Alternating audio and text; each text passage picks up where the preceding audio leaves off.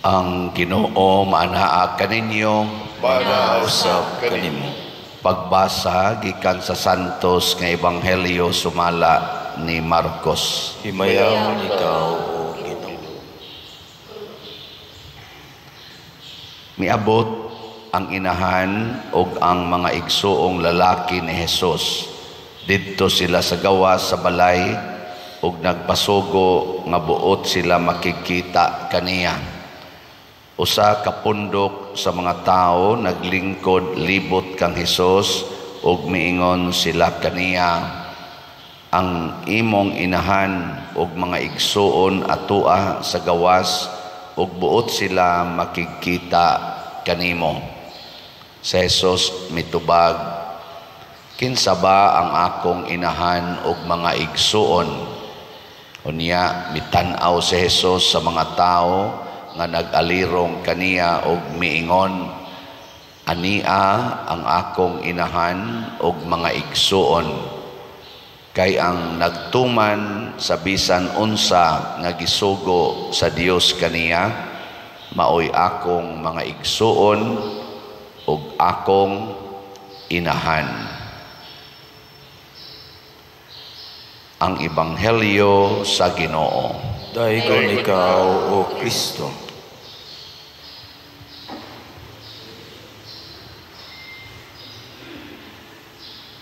Atay panultihon nga blood is thicker than water. Ang dugo mas bugat kaysa tubig. Mutuo mo? Wasan mo kasabot. Ang pasabot ana basta related ta sa dugo, siguro na gyud nga magtinabangay kita. Kay ang related sa dugo mas suod gid na kaysa related lang sa ngan or nagka-ilara or nagka-amigo ra. Pero dili ba yan na sa tanang higayon tinuod. Pero kining giingon ni Hesus dire, kinsa man ang akong inahan ug akong mga igsuon. Yan itan-aw dayon siya sa nag-alirong niya, ingon siya, kini sila maoy akong inahan ug mga igsuon. Kay kinsa tong mutuman sa mga sugo sa Dios, mao ang akong inahan ug igsuon. Unsa may gipasabot ni Hesus niini, related by blood or related by water? Unsa na? None of the above. Kay magsalig lang ta nga related ta sa blood tungod kay ang kaliwat ni Hesus gikan ni David ngadto ni Jose, nya kita sad kaliwat sad ta ni Jose, di gyapon na niya dawaton. Nya by water kaning atong bunyag gibunyagan ta, nya mo claim na ta nga ako igsuon ako ni Hesus, inahan ako ni Hesus, di gyapon na pwede. Ang gipangita gid ay Ginoo mga igsuon aron makapahimo natong inahan og igsuon ato gining timan-an ang ato giyong pagtuman sa sugo sa Ginoo. Igilingi ay mong tupad ing na igsuon ka ni Hesus. Na kanang wa mulingi wa na nay siguro. Ang buhat importante kaayo kay daghang mga managsuon karon by blood nga nagunay og away, nagkinihaay, ang uban nagpinatyanay na gani. Dili makasagang ang pagkamanagsuon sa dugo, parihag amahan, parihag inahan, nag-away. Daghan sa mga binunyagan, ang uban gani niya mag-serve sa simbahan, naglinibakay hangtod karon siging linibakay. Nagkinihaay sang uban kay nangaamong sa utang, naginutangay isig Katoliko. Unya karon nagkinihaay na ang mga Katoliko kay tuag kinihaay. giapil pagkiha ang pari usahay. Nangutang sa dayang pari. O ana, mo na ako dinhi maligya ra gyud kog slot para way kiha. Wa man gyud mo kihag ni palit mong slot kay nga naman kompleto naman na. Inigpalit ninyong slot, tagaan dayon mo gracias Ginoo. Ug mo palit mo para slot para sa kumbinto, tagaan din mo sa Ginoo og San Vicente Ferrer's Daily Abundant Graces, SBF dag. Palitsan mong slot para sa atong pista Santo Niño karong Pebrero 3. Sugod na ta karong Huwebes sa atong nobinaryo. Tagaan sad mo o healing joy ni Santo Niño. Na, kompleto na. Di na mo kinahanglang mukiha. Ug di ka kadawat sa healing joy of Santo Niño, sickness na imong nadawat at ikiha si Santo Niño, di ba? Wa na kay daily abundant graces, di malas imong nadawat kada adlaw, ikiha si San Vicente Ferrer.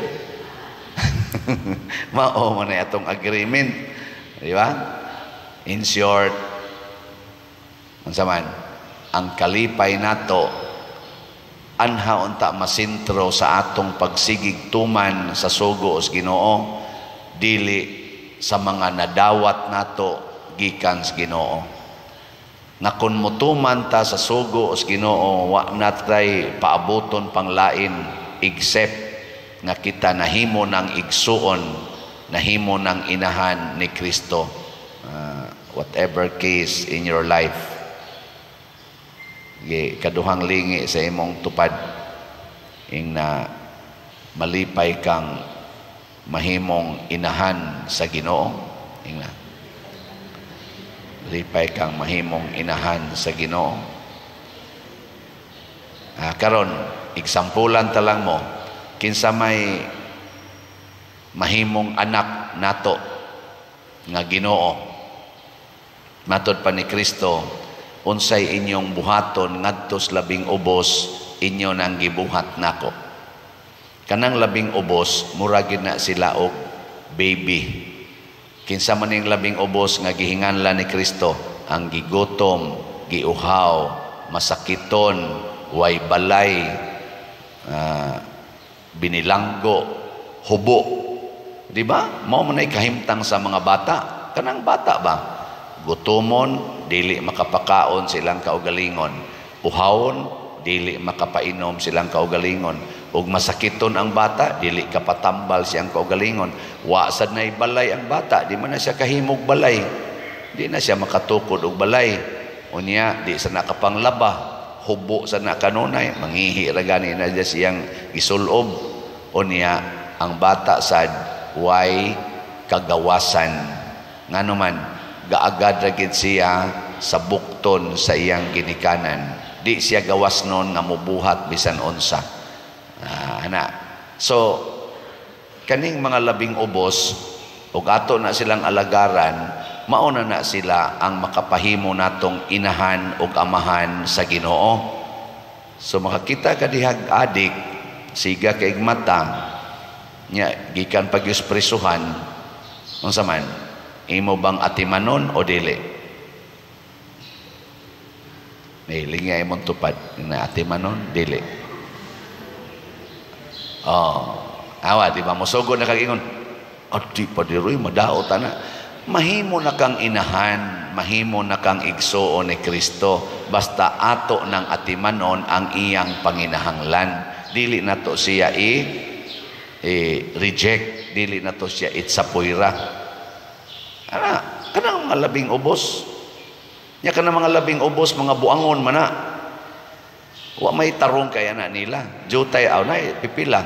Kasagaran anang labing ubos, mga mangingilad, mga kawatan, mga palahubog, mga sugarol, kusog kay mamakak, kusog kayo mo manipulate, mga kuan ba kanang mga maro ba sa yawanon nga paagi, mao man na sila. Ani man tay daghan din ang giatiman, mga ingon ana magbatasan. Nya particular kay na sila kwarta, particular kay na sila mga pagkaon na basta kwarta na ganig kaon mo dugok kina sila maayo, pero ampo na gani trabaho lihay kay na sila. Nya ganahan kang muatiman anang klasehas mga tao dili. Oy. Ingka di man sa taana mainahan ni Kristo, di man sa taana maigsuon ni Kristo padel kay di man ko ganahan, imo na ng choice. Muna sa first reading, si David misayaw at tubangan sa Ginoo nga diha sa Ark of the kanang sudlanan sa kasabutan sa Ginoo. Misayaw siya maayo. Pero tanawa ang kinabuhi ni David. Nag-atiman siya sa mga tao nga labing ubos.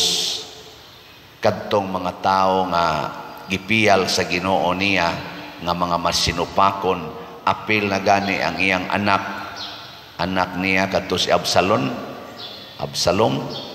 Sus ni unay to niya og kudita, gihigugma gyud ni David. Wa gyud niya pasipad-i ang iyang anak, giatiman niya kadto sang iyang hari, kadto si Saul nga nagplano sang patyon siya bisag iyang giatimag maayo, maog yapoy gibuhat ni David ang iyang syudad nga gihimo na apa man aron ang miniature dako kay na miniature dito sa ato Hulilan. Makita ninyo diha ang dako kayong kuan sa simbolo sa iyang gingharian sa una. Pastilan giatiman gid niya ang tanang tao, pinangga kay niya ang tanang tao, ang buutan ug ang buangon. Munang 40 ka tuig siyang naghari, wa gyud na makalimti hangtod karon ang iyang paghari. Sige, kamong mga asawa, kung ang inyong bana magbisyo na, unsay inyong buhaton, biyaan o atimanon? Sige, tubag. Sugod karon atimanan na gid na. Kay ngano man mao na nay makapahimo ninyong inahan og igsuon ni Kristo. Kay matod pa ni Kristo, unsay buhaton ninyo sa labing ubos, inyo nang gibuhat nako. Kanang bisyoso, ubos na gid na ang pagtan-aw sa kalibutan ana nila. Mao nang magpatagad na sila maayo kay di na sila hapit pansinon, likayan na sa kalibutan. Pero ikaw ayaw likay. Nya kamo sang mga bana, kanang inyong asawa di na makaog iro ang batasan, bati pa jud kay ignaong, unsaon man na, atimanon o ilisan? Atimanon kay maunay makapahimo nimong anak sa Ginoo, kanang musugod na kag atiman sa sugo sa Ginoo nga nag-ingon, higugmaa ginang inyong kaaway. No, kana bang asawa nga magsigig pangaway, higugmaa. Kay maunay makapahimo natong anak o igsuon o inahan sa Ginoo. Mao ni ang kuwang karon sa kalibutan. Daghan kay tag mga debosyon, daghan kay tag mga activities nga kalibutanon, pero way gusto nga motuman sa sugo sa Ginoo. Kita ra gyud nagtuman-tuman sa atong sugo. Malandong bitaw ko aning atong himuon karon nga sinulog sad or pit senior dinhi sa atong parokya. Mugasto biata anig labing minus mga 2 million. Morning na maligya tag slots. Naghuna-huna ko sa activities nga mag-contest ang mga chapels o sinulog, unya ang ilang daog, apil na kanang consolation prize atong ihatag basta ilang ipa-improve sa ilang kapilya. Nakasuroy ba mo sa atong mga kapilya din mga 30 size mo nakabuok? Arang-arang na gyud mga naong na sila sound system, ang uban naka-tiles na, ang uban nakapaayo, ang uban na expanded tungod anang contest nato na ikapilya nga sa una gamay ra kay na nya di pa gyud nindot og naong pag misa nako atong ini karon aw kana diha sa kuan ba kanang urban atong urban chapel. Naku kanindot na inyong kapilya, la kanindot na des inyong kuan siya nga dako kayo ani nga portion pa der kana yung mga nadawat namo anang contest kay perti magisa na nilang aktibuha kanin taga urban ba. Ana si mga kapilya gato nako nindutan ko na inyong salog. Tiles naman bag-o man siya. Mao na ni among daog pa der. Ana. Di ba? Nakaingon ko angayan yung padayonon.